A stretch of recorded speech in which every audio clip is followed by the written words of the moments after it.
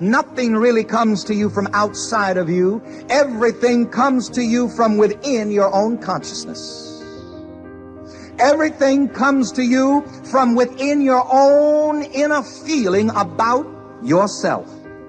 Not according to what others think and feel about you, but your experiences come to you. Your cursing or your blessing, your good or your evil, comes to you out of your own inner consciousness. Think about us as the product of 3.5 billion years of evolution. I mean, we have struggled over all those billions of years to be alive and to match ourselves with reality. And so, because one of the things I've often wondered is, life is definitely difficult. There's no doubt about that. And it's unfair, and there's inequality and all of those things. And people are subject to all sorts of terrible things. But I also wonder, if you weren't actively striving to make things worse, just how much better could they be? I have never seen anybody who did extraordinary feats that didn't have extraordinary issues. It is the passion that gives you the power you need, but it is the pain from which you have the conviction about it. If you had not been through some pains, you would not have the burning to do what you do.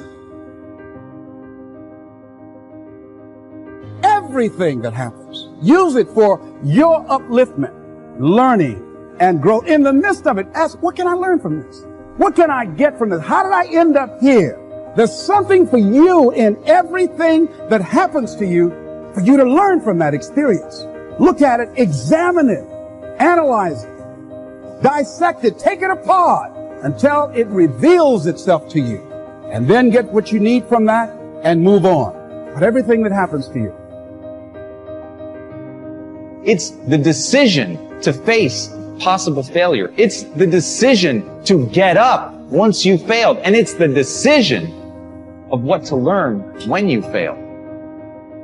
Do you learn that you're not good enough? Do you learn that you never should have tried? Or do you learn a lesson from the failure and get up and brush yourself off and remember that at the end of the day, you're going to go as far as you're willing to fight for, and that's it. And if you're willing to fight to go all the way, then you will go that far. You will set a new bar. You will define for people what is possible.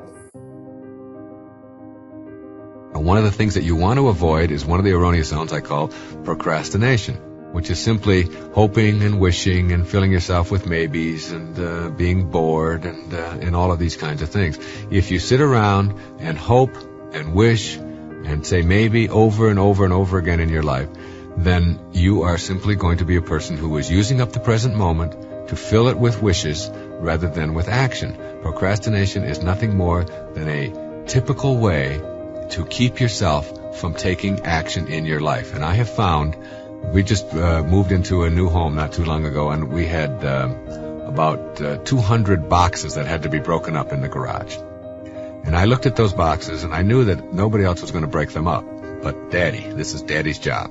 And every day I'd go in and I'd look at all of those boxes, and I'd say, no, I really don't want to deal with that today, and I'd let that go. And then came the time when I, just a few days ago, when I went out and I said, I'm just going to break up 5. I'll just do 5. And then if I do 5 every day for the next 3 weeks, I'll have them all broken up, and then I'll call the movement, and they'll come and pick them up. Well, that's the key to eliminating procrastination, because as soon as I did 5, I said, well, I can do 5 more. And I came in about an hour and a half later, and I had the entire job done. I have found that to be true with virtually everything in my life. If I can put it off and put it off and put it off, but just do one sentence, and you got your letter written. Just sit down, and instead of telling yourself, I've got to write this long, long letter to my mother that I haven't written in a long time, you don't do that. You say, I think I'll just write 1 paragraph to her today. And then all of a sudden, the whole thing is done. Just one little action, one little step, and you have it. You have the whole thing corrected. In Hamlet, there's a line that says, refrain tonight, and that shall lend a kind of easiness to the next abstinence, and the next more easy. For use almost can change the stamp of nature. That's so beautiful. For use almost can change the stamp of nature. You can change your very nature by just refraining, by just doing something in the moment. So whatever it is right now, as soon as this tape is over, and it'll be over in just a few minutes, as soon as it's over, whatever it is that you've been procrastinating about or thinking about doing but haven't gotten around to do it, just do an opening on it. Just start it. And you'll find that that simple little act is what gets you going. And it's always ended. And where does that come from? It doesn't come from acting. It comes from thinking. Thinking makes it so. So rid your life of hoping and wishing and saying maybe and all of those kinds of things, and instead move beyond that and say, anything I can visualize in my mind, if I can get it there and hold it there, I can act upon it. So I will act upon it in the now, in the working unit of your life, now, today, this moment.